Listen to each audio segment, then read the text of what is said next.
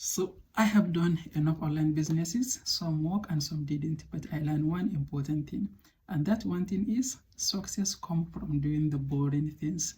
See, when we decide to start anything online, no matter what it is, there are so many things that are interesting, so many things that are not boring. And success doesn't come from that.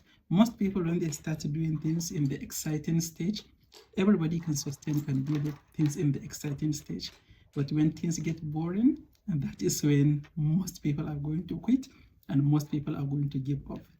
If you are able to continue doing things after they get boring, then you are most likely going to be among the people who succeed. Because no matter what you started, no matter how exciting it sounds, if you get started, you pass the setup process, you are going to have to go through the boring side. And the boring side is the hardest to overcome.